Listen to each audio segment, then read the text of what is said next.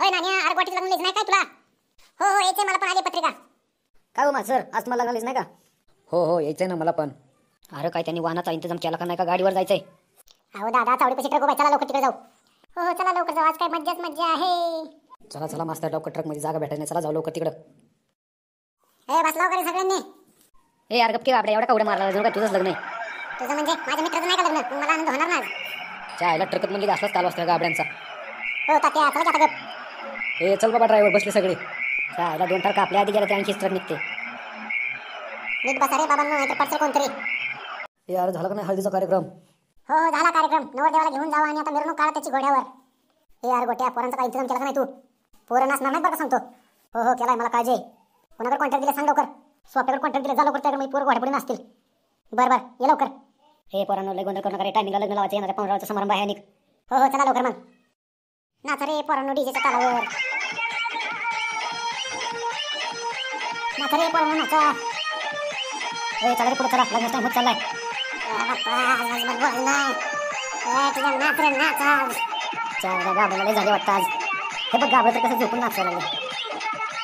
आता ह्या गाबड्याला पुढे सारखं लागेल. चल त्याचा पुढे.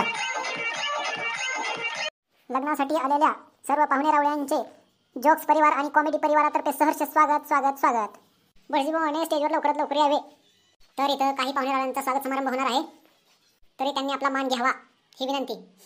तरी इथं गावच्या सरपंचांनी स्टेजवर यावे ही विनंती. तरी गावचे सरपंचांचं स्वागत नापाडे सर करतील, तरी सरपंचाने मान स्वीकारावा ही विनंती. हे फोटो काढ रे बाबा एक. तरी दोघांनी पुढच्या कार्यक्रमाला आशीर्वाद देऊन आपापल्या जागी जावे ही विनंती. तरी भटजीभावाने पुढच्या कार्यक्रमाला सुरुवात करावी ही विनंती. तरी नवरीचे मामा आणि नवरदेवाचे मामा यांनी स्टेजवर यावे ही विनंती. नवरीचे मामा आले आहेत, तरी नवरदेवाच्या मामांनी लवकर यावे ही विनंती. तरी सर्वांना अक्षता भेटला याची नोंद सर्वांनी घ्यावी. तर मंगळाष्टिकाला सुरुवात होत आहे.